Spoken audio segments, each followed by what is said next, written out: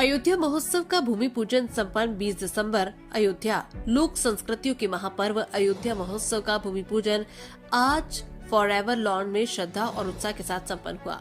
रामनगरी अयोध्या में 25 दिसंबर से 5 जनवरी 2026 तक प्रस्तावित अयोध्या महोत्सव के आयोजन हेतु भूमि पूजन कार्यक्रम का आज विधिवत वैदिक मंत्रोच्चार के साथ संपन्न हुआ। यह अवसर अयोध्या की सांस्कृतिक, आध्यात्मिक और ऐतिहासिक विरासत को समर्पित एक महत्वपूर्ण पड़ाव सिद्ध हुआ। भूमि पूजन कार्यक्रम में भूमि पूजन पूर्व केंद्रीय मंत्री माननीय श्री अश्विनी चौबे एवं श्री राम जन्मभूमि तीर्थ क्षेत्र ट्रस्ट के सदस्य डॉक्टर अनिल मिश्रा एवं न्यास अध्यक्ष हरीश कुमार श्रीवास्तव ने संयुक्त रूप से संपूर्ण विधि विधान से संपादित किया। श्री चौबे जी ने अयोध्या की सांस्कृतिक चेतना, सनातन परंपरा और राष्ट्र की आत्मा से जुड़े इस महोत्सव को समाज के लिए प्रेरणा स्रोत बताया और कहा कि अयोध्या आना ही हमारा सौभाग्य है और अयोध्या महोत्सव जिसने अयोध्या को एक सांस्कृतिक मंच प्रदान किया है, निश्चय ही ये संकल्प अयोध्या की सांस्कृतिक विरासत को साकार करेगा। भूमि पूजन कार्यक्रम के दौरान महानगर संघ चालक डॉक्टर विक्रमा प्रसाद पांडे, ब्लॉक प्रमुख दिनेश सिंह, महानगर प्रचारक सुदीप एवं आयोजन से जुड़े पदाधिकारी, सामाजिक सांस्कृतिक संस्थाओं के प्रतिनिधि, साधु संत, बुद्धिजीवी वर्ग एवं बड़ी संख्या में नागरिक उपस्थित रहे। सभी ने एक ही स्वर में अयोध्या महोत्सव को जन जन तक पहुंचाने तथा इसे अयोध्या की गौरवशाली पहचान के रूप में स्थापित करने का संकल्प लिया। अयोध्या महोत्सव के माध्यम से कला, संस्कृति, लोक परंपराओं, आध्यात्मिक विचारधारा और सामाजिक समरसता को मंच प्रदान किया जाएगा। न्यास के अध्यक्ष श्री हरीश श्रीवास्तव ने बताया कि महोत्सव न केवल अयोध्या की सांस्कृतिक विरासत को सुदृढ़ करेगा बल्कि युवा पीढ़ी को अपनी जड़ों से जोड़ने का कार्य भी करेगा। से जो आयोजन हो रहा है 2004 में प्रारंभ हुआ था अयोध्या महोत्सव, जो आज उत्तर प्रदेश नहीं बल्कि पूरे देश का एक सांस्कृतिक कार्यक्रम का एक द्योतक बन चुका है। आज ऐसे महोत्सव का भूमि पूजन पूर्व केंद्रीय मंत्री माननीय अश्विनी कुमार चौबे जी, अपने श्री राम जन्मभूमि तीर्थ सेवा ट्रस्ट के सदस्य माननीय डॉक्टर अनिल मिश्रा जी के हाथों ये भूमि पूजन होगा और निश्चित रूप से महोत्सव 25 दिसंबर से प्रारंभ होकर के और 12 दिवसीय 5 जनवरी को समाप्त होगा, जिसमें विभिन्न प्रकार के आयोजन होंगे। आज हम सब उसका भूमि पूजन कर रहे हैं। अयोध्यावासियों की क्या संदेश होगा? अयोध्यावासियों के लिए ही मंच है, अयोध्यावासियों का ही कार्यक्रम है और आज जिस गति से अयोध्या भगवान राम के भव्य दिव्य राम मंदिर बनने के पश्चात जिस गति से विकास के पथ पर अग्रसर है, जिस गति से वो अपने दिव्यता और भव्यता को प्राप्त कर रही है, आज हम सब अयोध्यावासियों का कर्तव्य बनता है कि अपना सूक्ष्म सा भी योगदान अयोध्या के विकास में, अयोध्या की भव्यता और गरिमा में दें और अयोध्या महोत्सव में उपस्थित होकर के अपने कलाकारों को एक मंच प्रदान करें। हम सबको आमंत्रित करते हैं। इस वर्ष कुछ नया? इस वर्ष निश्चित रूप से कई आयोजन ऐसे हैं जो नए हो रहे हैं। काव्यश्री चैंपियनशिप है, बॉडी बिल्डिंग चैंपियनशिप है और भी बहुत से आयोजन समागम से इसका प्रारंभ होगा।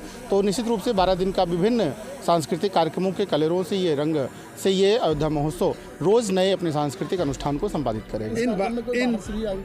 हाँ, निश्चित रूप से बॉम्बे से भी कई कलाकार आ रहे हैं, जालनपुर से कलाकार आ रहे हैं, जोधपुर से आ रहे हैं, तो कई कलाकारों को बाहर से भी आमंत्रित किया गया है। इन 12 दिनों में कौन कौन से कार्यक्रम होंगे? इन 12 दिनों में हम सबसे पहले दुर्दुरिया पूजन से इस कार्यक्रम का शुभारंभ करते हैं, फिर संत समागम होगा, हमारा कन्या पूजन है इसमें।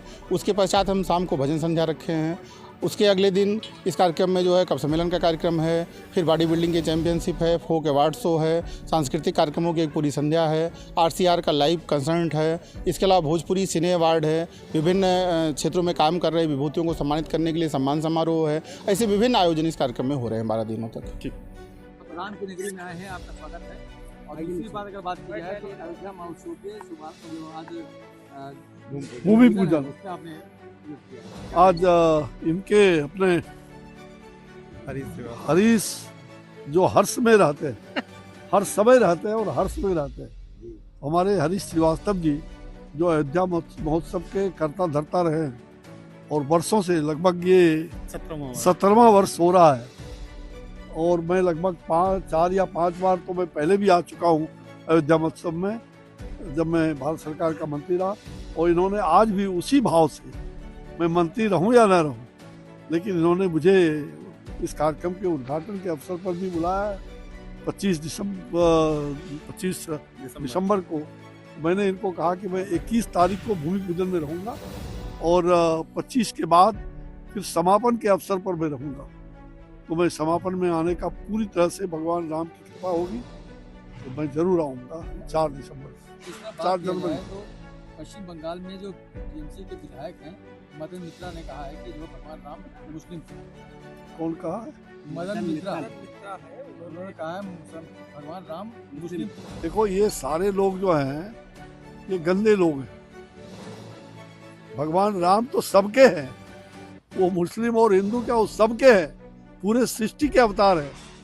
विष्णु भगवान का वो पूरा सृष्टि के ही अवतार है, जो कई रूप में वो आते रहे थे इस धरती पर। विष्णु का तो श्री राम राजा दशरथ के पुत्र है ऐसे शारीरिक रूप से, और राजा दशरथ कौन है, तो अयोध्या के राजा रहे। तो इसमें कहीं कोई दो मत नहीं है। ये वैसे लोग हैं जिनको जानकारी रहे न रही, ये लोग गलत ढंग से समाज के अंदर एक लोगों में वैमनस्यता फैलाने का काम करते हैं, झूठी बातों का प्रचार करते हैं। मंदिर बनकर तैयार चुका है, प्रधानमंत्री मोदी ने कहा है, लोगों भी कर दिया है, मंदिर सबके कर चुका है। क्या क्या कहेंगे? मैंने देखा मंदिर पूरी तरह से, उस दिन मैं बाहर से टीवी पर देख रहा था कि मंदिर पूरी तरह से पूर्ण हो गया है। मैं कल डॉक्टर अनिल मिश्रा जी के साथ सुबह अवलोकन करने के लिए भी जाऊंगा। आज दर्शन भी रात में करूंगा मंदिर में। तो निश्चित रूप से यह भाग्य का विषय है, सौभाग्य का विषय है। पूरे विश्व से राम भक्त आ रहे हैं, और राम किसी एक धर्म का नहीं, राम तो कहा जाए रम रम में रमाए हुए, मुझ में राम, ये मैंने एक किताब लिखा है, मुझ में राम। तो रामाय राम भद्राय रामचंद्राय मानसाय रघुनाथाय नाथाय सीताय पति। तो निश्चित रूप से यह तो भारतीय संस्कृति सभ्यता का एक कहा जाए जीता जागता उदाहरण है। और रामलला जो 500 वर्षों तक इस पीड़ा में रहे और टेंट में वर्षों तक बिताया उन्होंने, आज इस रामलला का भव्य दर्शन सारे संत महात्मा, सारे साधु संत और जितने भी जगत गुरु शंकराचार्य सबके आशीर्वाद से आज ये मनोरम दृश्य देखने को मिल रहा है। मंत्री जी, इससे बात की जाए तो जैसे चुनाव की बात देखा जाए तो जो है विधानसभा चुनाव होना है, अभी जो है चुनाव आगामी है, इसको लेकर के जो है और लगातार तैयारियां शुरू हो चुकी हैं।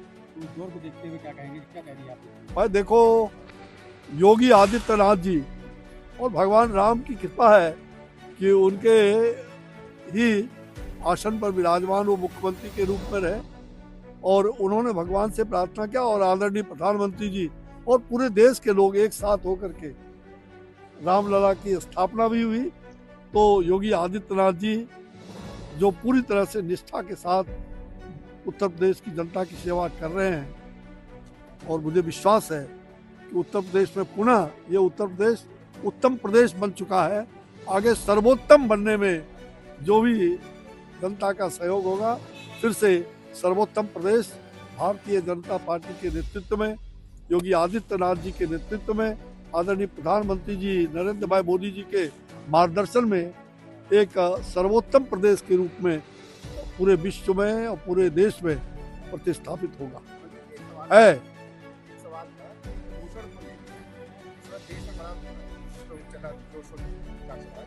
आरके चौधरी ने कहा है, समाजवादी पार्टी के सांसद है आरके चौधरी, उन्होंने कहा प्रदूषण इस वजह से फैलता है कि जो शव जलाए गए दाह संस्कार होता है और होलिका दहन।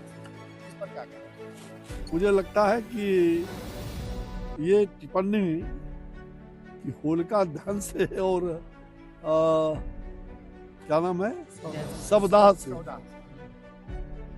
तो पूरी तरह से मैं इसको खारिज करता हूँ।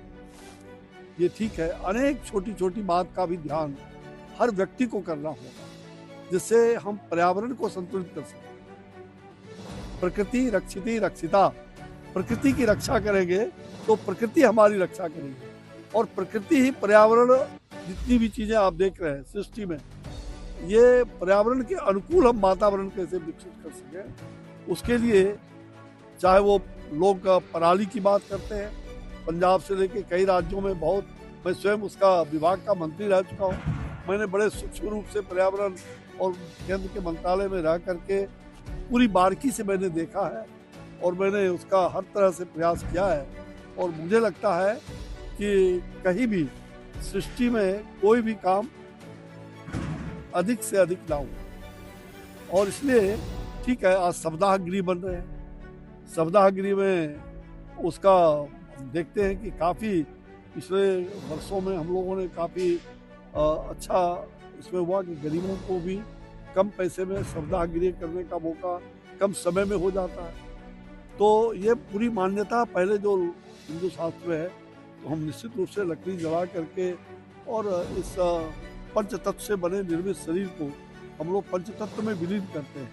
तो अब उसका जो मर्यादा है